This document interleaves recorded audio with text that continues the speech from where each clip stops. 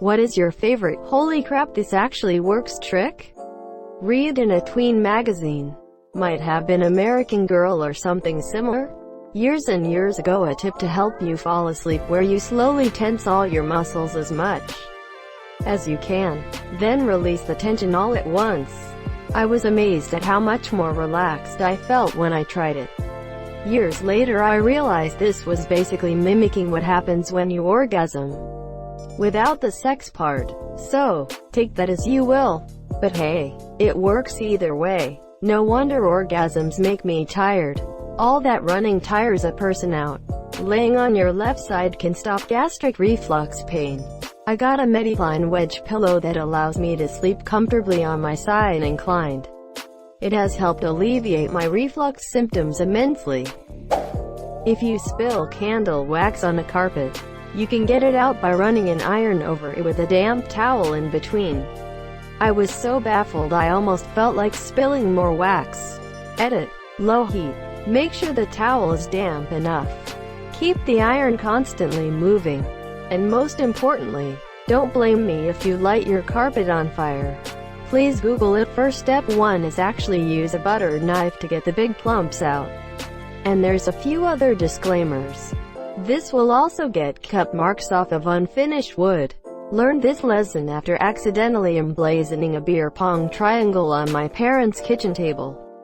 If your nose is stuffy and you can't get it cleared, just do 10 push-ups and it will clear right up.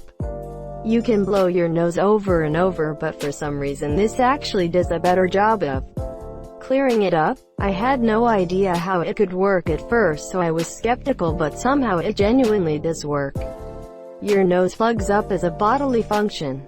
It's not the iris that does it, which is why normally one is plugged and the other isn't. When you get your heart moving, your body needs more oxygen now, which is more important for survival than the work on your sinuses. So it opens. This is also why in a minute you'll be plugged up again when your heart rate settles. Edit. Jesus Christ. Thanks for my first gold. Bold of you to assume I can do 10 push-ups. When I was a little kid, I was playing in my dad's office while he was in a meeting and was drawing dinosaurs on his dry erase board. Unfortunately, I was using permanent marker and I got so scared I would get in trouble. I cried. His secretary heard the commotion and was nice enough to show me that if you draw over the lines with a dry erase marker, it'll all come off when you erase it. She was also nice enough to take me to the bakery across the street and get me a cookie. That's the wholesomeness I'm looking for. Was told to put my hand on the bottom of the steering when backing a trailer, because then whichever direction you move your hand, that's the way the trailer goes instead of the opposite if your hand is on the top. Edit. Well, thanks for the gold. Turning electronics off and then on again magically fixes many problems. A really obscure tip: if you lose the sensor bar for your Wii, light 2 candles and place them where the sensor bar would be. It's finicky, but it works well enough to at least choose a game. How is this figured out, and how does this even work? All the Wii sensor bar is 2 IR beacons so that the sensors in the remote can triangulate.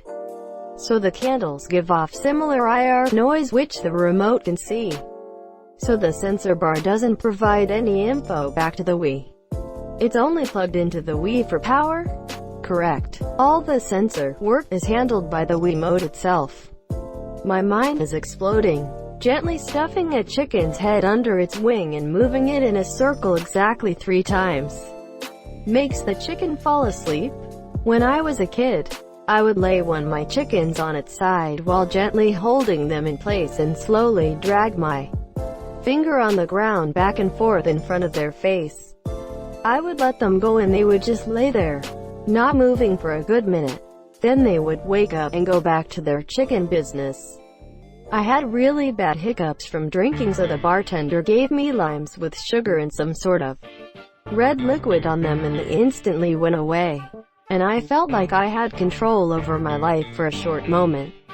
Bitters. I do it with a lemon, though, not a lime. Source: and bartender. That Dawn dish soap plus vinegar cleaner really does work miracles. My shower has a tendency to get this grimy coating that doesn't scrub off easily. Using Dawn and vinegar it comes right off no problem, monsieur.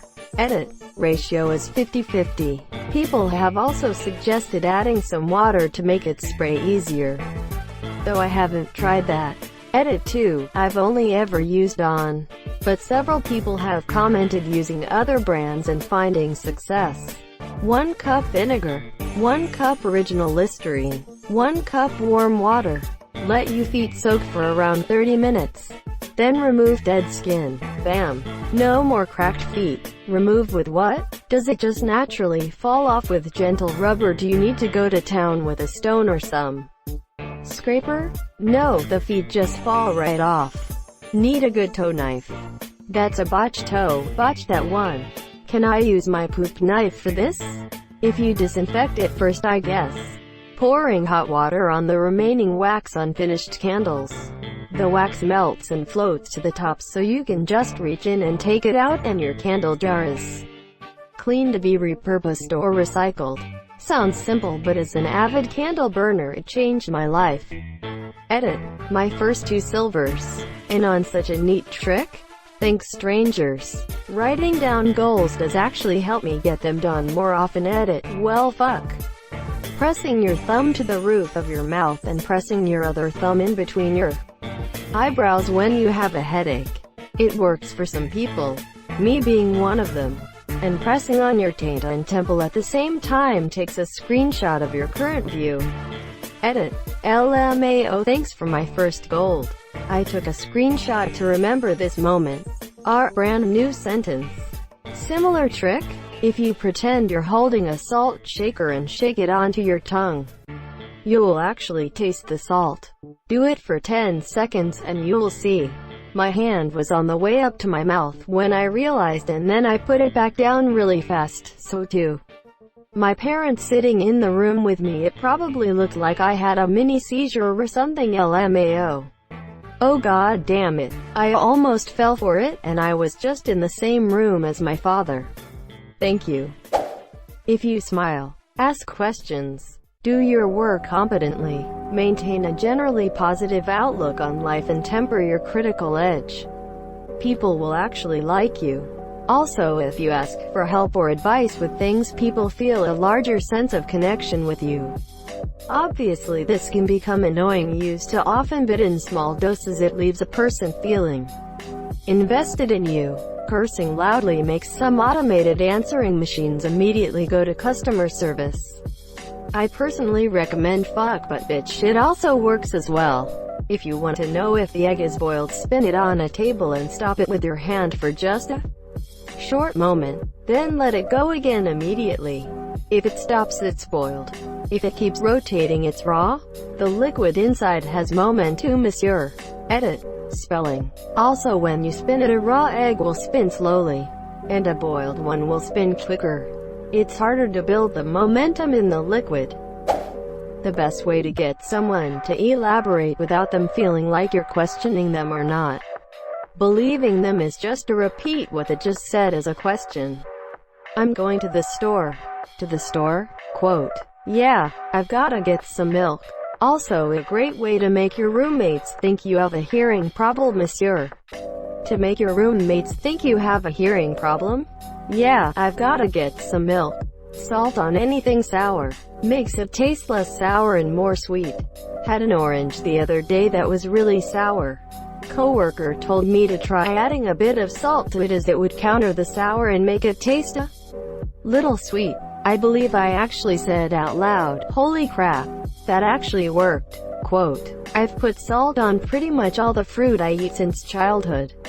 It is awesome. I poured salt on an apple once and my fiance's whole family looked at me like they were worried I was having a stroke. Had a parasitic drain on a truck and the fuse and relay panel was way up under the dash. I figured whatever was causing the drain would probably make the fuse or relay hot, so I shot the temperature gun at them all. Sure enough, one was 15 degrees hotter. Turns out the clutch for the AC compressor was stuck on the whole time. Edit. If you want to save some money on these types of problems, go to Harbor Freight Princess Auto in Buy a $20 multimeter. Spend an hour on YouTube, learn how to use it. You would be surprised how simple a lot of these problems are to solve. That's a whole lot faster than pulling each fuse and retesting. Thank you for this. Listening to a song while reading along to the lyrics after it's been in my head all day to get it out. I don't even know how many times this has saved my sanity. Carrot. A few add-ons. Carrot. Wow, this got more upvotes than I thought it would. Carrot. The reading along is just a way to say concentrating on the lyrics tune, as that's what makes the trick work. Carrot. If this doesn't work for an instrumental, I guess just imagine it's the background track for your life and roll with it. IDK. Carrot. Sometimes you're just fucked in the ear by life. All you have to do is sing the end lyrics of the song, then it'll get unstuck. Wearing thinner socks stopped me getting blisters in my new shoes that were a little big. Told my sister that my new shoes were giving me blisters and she looked at my feet and very matter-of-factly said, "It's the socks. Too thick." Kinda like that scene in Road to El Dorado. Anyway, I was like, nah, that's just some old wifey crap. Nope, it worked. Here's the real blister LPT. Wear 2 pair of socks. Put the first pair on inside out and the second pair over them normally. It takes the friction away from your foot and the sock and puts it between the socks. We used to do it at football camp to prevent blisters and works like a charm, monsieur. Someone posted on a thread a long time ago that in some older cars, turning your keys in the lock on the door and holding it in the unlock part for 3 seconds will unlock all the doors in the car. This trick works on my car, and since my key dongle doesn't work, it's changed my life. Also, turning it to unlock twice unlocks all doors in some models. If your car has a dent, pour boiling water on it, then use a toilet plunger to pop it back into place. I saw it on Reddit a while back. A hairdryer also works for providing the heat, and a dildo with a suction cup works if you don't have a plunger. Stop fucking with my truck. In case your printer is broken, hit it and it will work again. Been there. Nuke a couple of potatoes and put them in your coat pockets. Aluminum foil cover optional. Voila! Hand warmers that stay warm for hours. Bonus. You can eat them later.